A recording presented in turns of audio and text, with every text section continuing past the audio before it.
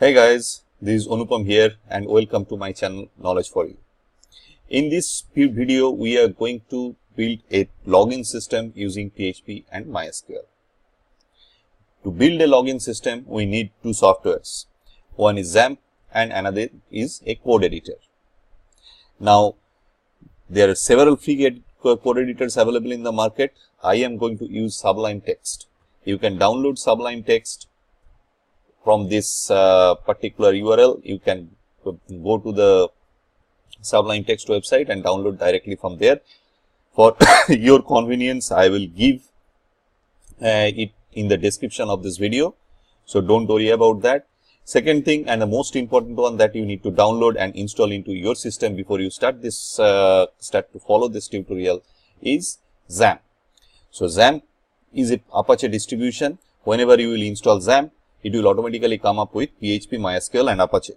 It also going to give you a GUI tool for MySQL called phpMyAdmin, which will help us to create the database for this tutorial. So first thing, as a first step, what we are going to do is we are going to create the database. I have already created the database for the time shortage. So I have created this database user DB over here, and under that I have created a table DT users. This DT users table have 4 fields: user ID, full name, email and password. Okay. Now, if I just show you how you can create a new database, you just need to go to this very top new link. You click over here and you can create the database from here. Then after creating the database, you just come under that specific database. You can see that I have created this database user DB. Under that, you will have a new link which will give you the interface for creating the tables. You can enter the field names over here. You can select the type. You can enter the length and whatever properties you want to set up for those fields, and you can just save it. As a second step, as we have already created the database and the tables, as a second step, we are going to create the folder for the project. I have also created this folder for the time sake. If you need to do it, you just need to browse it to the XAMPP folder of your XAMPP folder on your machine and go to htdocs, and then you need to create a folder for your project. In my case, I have created this login folder for the project. Then third thing what you need to do is you need to open this folder into your code editor. As I have already told you, I am using Sublime Text, so I have already opened it over here. I have also created 3 files: index.php, profile.php and style.css. Index.php and profile.php currently contains some PHP code, some HTML code, and style.css contains the styling for this particular project. Okay. Now, if you want to open the folder, you just need to go to the file menu, select open folder, then browse to that particular directory and just select folder. It will open up with all the files inside that folder along with the folder itself. Okay. Now let us start our actual work. So first thing what we are going to do here is we are going to, this is our form which you are seeing here. So in this form we are going to add 2 attributes. One is method. I am going to use the post value for this method, and action. Action, I am keeping it very simple. I am going to give the action for this form to the page itself, which is index.php. Okay. So what we can do here is, now as we have completed this part, second thing we will start writing our PHP coding. we need to first check that whether the form is getting submitted or not.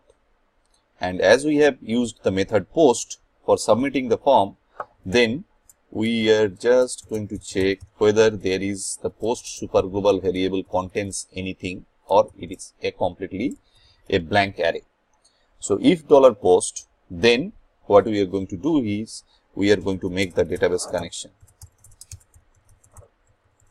So how can you make database connection? You need to create a variable on, and then I am going to use MySQL connection, MySQL connect, and then we need to enter 4 parameters inside it.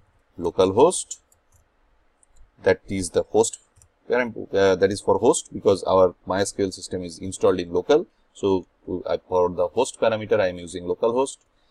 Second parameter is for username, for which I am creating the username, which is root for myself. I haven't set up any password. If you have any password for your MySQL, then you need to enter that into this particular thing. The third thing, what we are going to do is we are going to enter the name of the DB. So that is the 4 parameters MySQL I needed for connecting to the database. Now we will check whether the database is connected successfully or not. So MySQL connect, then we will check for errors. If there is any error, then before that, let's do 2 things. First, we need to start a session, and we need to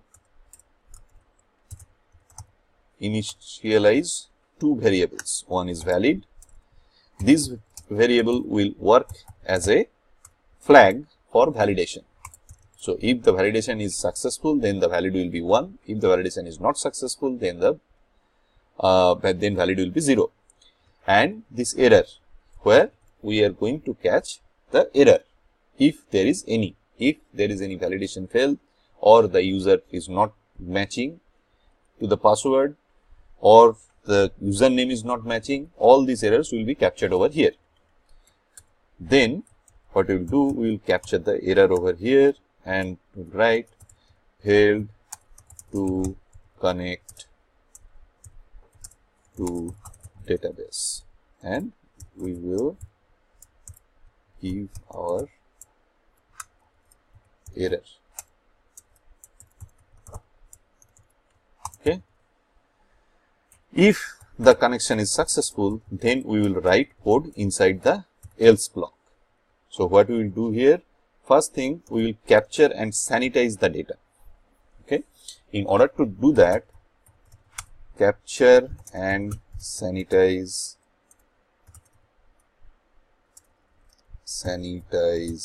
the data.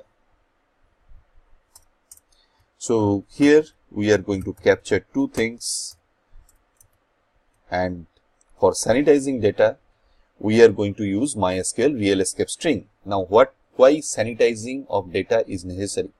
Sanitizing of data is necessary because whenever you are exposing a form to the outside world, there are malicious users, hackers, they will try to destroy your application by any means. In order to do that, what they will do, they will create an SQL injection attack to your database. How can they do that? They can do that with this, using these form fields. They can write a SQL query within the input value, and your database will be destroyed in a moment. This is not our topic, but just for the sake of knowing, I am telling you this. So I am going to, so every time whenever user is entering data, as a developer, your responsibility is to sanitize the data and store. Before storing into the database, you need to sanitize the data, and then you do the processing, and then you store into the database. In order to sanitize the data, we are going to use a MySQL function, which is called MySQL real escape string. Okay. Then we need to pass the connection variable over here, and we need to pass the post variable. which is email. Then we will have password. Similarly, MySQL real escape string, and again we are going to use the word and post password. Okay. So until this, everything is fine. I hope I am making yourself understand what I am trying to say. So next thing we are going to do is we are going to write the SQL. Before that, we are going to check the check whether the email and password is empty or not. So in order to do that, email equals to blank and valid equals to if 1, then we will capture that error is please enter email, and our validation flag valid will be 0. I'll just copy this block and then I'll just paste it. I'll replace email by password, and that's it. Okay. Once all the validations are done and if valid equals to 1, then what we are going to do is we are going to write our SQL query. So our SQL query would be select user ID,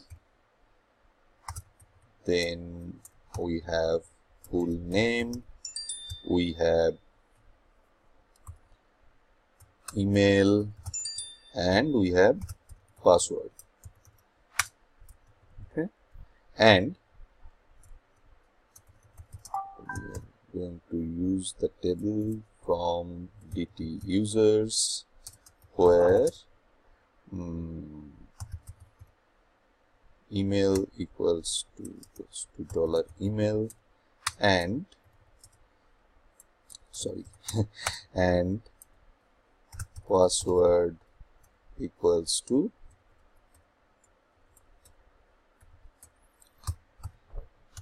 MD5 $password. Now, why I am using MD5? At the very beginning, while I was showing you the database, I told you that the password should be encrypted in the database for the security purpose. When you are building something, you always keep in mind that the application security is the most important thing for you. You cannot just reveal the user data to the outside world. You keep it as encrypted as possible. So we are not making it a super encrypted, but we are just trying to make it a little bit professional here. You can make it more professional by adding more complexity into this login system, but I am not going to do that for now. I am just going to give you an idea how we can build a professional looking login system. Okay, so when we are done with it, done writing the queries, then second thing we are going to do is we are going to run the MySQL query. We are going to store it into a result variable and we are going to run the query. So for that, first I need to pass the connection and then we need to pass the SQL. So then we are going to check if MySQL underscore num underscore rows, that is result. I'll pass the result inside it and see whether it is returning any row or not.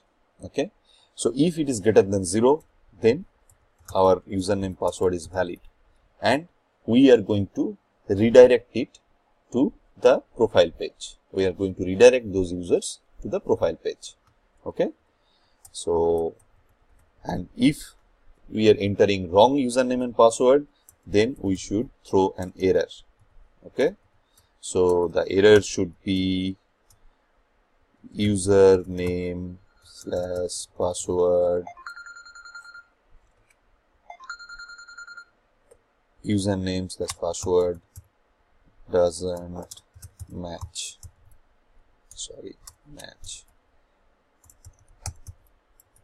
Okay, and we will make valid.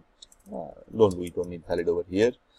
And if it matches, then we are going to set the session variable. Session will tell us that whether the user is logged in or not.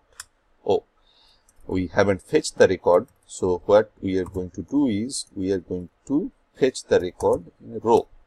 And for that, I am going to use MySQL fetch array.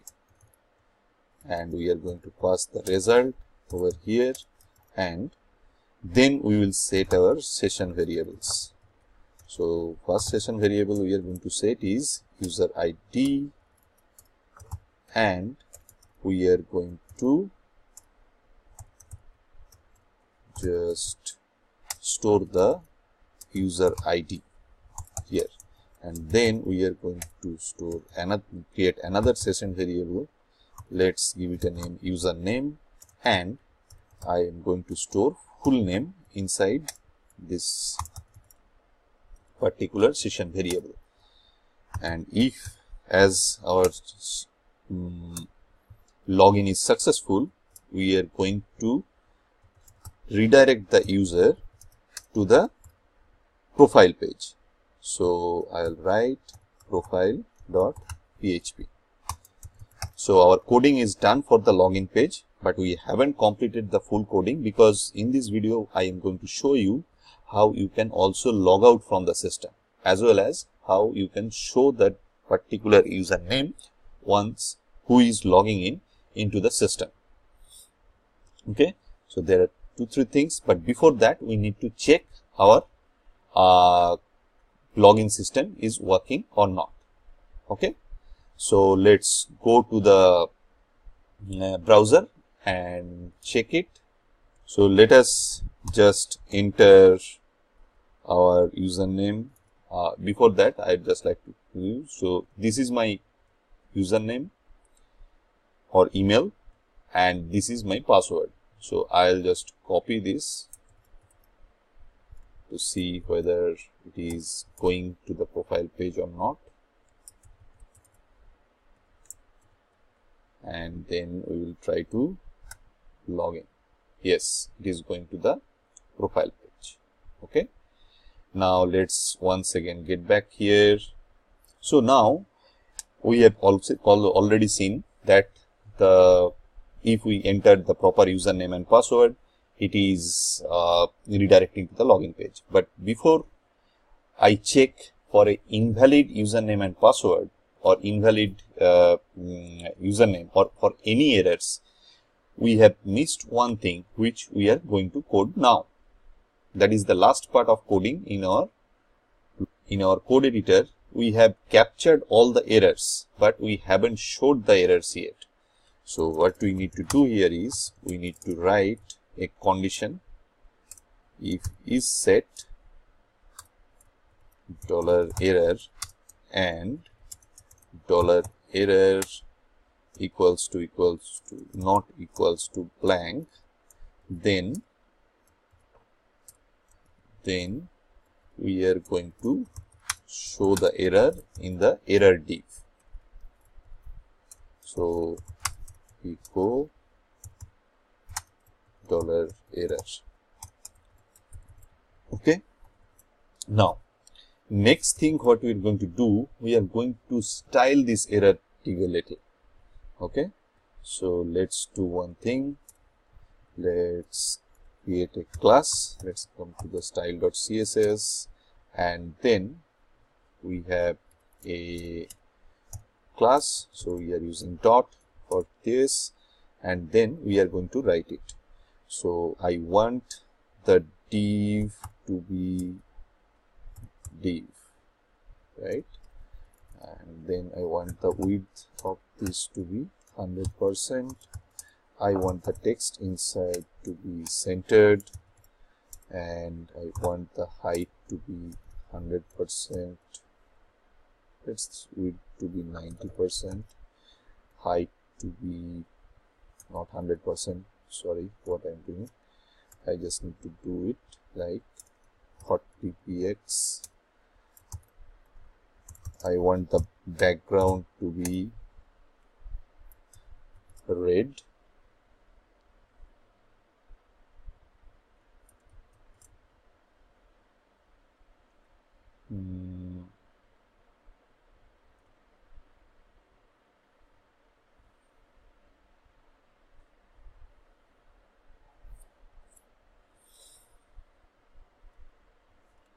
Somehow my editor went freezing, so again it came back to the normal. So I am going to use a background color and I'll give it a color red. Okay, and the color for it will be white. Okay, so now let us go back and check for errors. So if I enter email, please enter email. Why it is not showing? Let's see where is the problem. Plus error. So I'm writing style.css here. We haven't saved it. Let us refresh this page once again. Yeah, now it came back. So here it is not looking good, but that's okay for now. So please enter email, and if I also enter email like John Doe, but I didn't enter password, it should be me, please enter password. So again I am going to johndoeexample.com, and then I will give a wrong password, and then if I enter, username password doesn't match. So all our errors are correct. Now let us concentrate on the profile page. Okay, so what I do is I will give the proper username password and redirect to the profile page. Okay, so once we do that and hit enter, maybe I have entered wrong password. So first thing, what we are going to do, p@v0rd, which is our password. It entered the login page, but the error message is still showing up over here because we didn't make it display none. So our CSS property should be none if there is no error. So if I refresh this, this will go away. Now it is showing my name over here, which is statically written in the profile.php.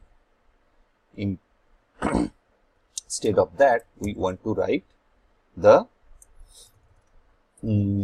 particular username who has logged in. We have already created the session variable for the username, so we will start some PHP code over here and we will do the session start. You need to start session on every page you want to use the session variable. So here I'll write session username. So if I do that and then refresh the page once again, it will be John Doe, the particular user who has logged in. Now we are going to do the logout function. For doing the logout function, we just need a form over here. The form is already here. Now we are going to use same method is post and action is same profile.php. Now first same, we will check whether the form is getting posted. If it is getting posted, then we will destroy the session. So destroy, and we will send the user to the login page, right?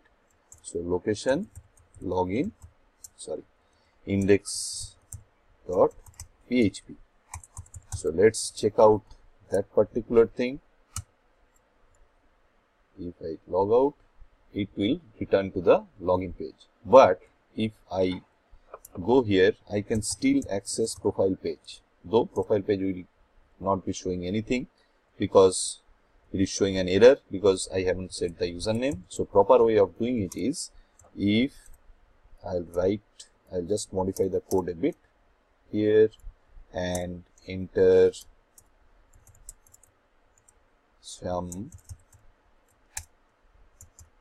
if condition which will say if the user session is not set, username variable is not set, then and if $_session username is not equals to blank, then only you show me the username, otherwise you won't. But as then this error will go away. But still our problem is not solved. What is the problem? The problem is still we are able to access the profile page, though I am not logged in. So in order to restrict that, at the very top of the page, after the session start, we are going to write if $_session user ID.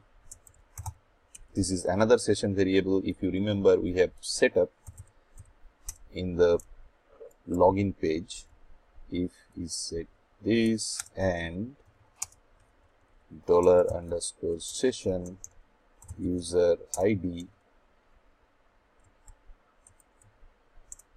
equals to this is not is set and this is equals to blank. Then we are going to send the user to the login page once again. So location should be index.php. We are going to redirect to the user. If he is not logged, him or her is not logged in, then it will send him to the index page. Now as currently we are not logged in, so if I refresh the page, it will redirect to the index page. Now if you again want to see the profile page, it will again redirect you because you are not logged in.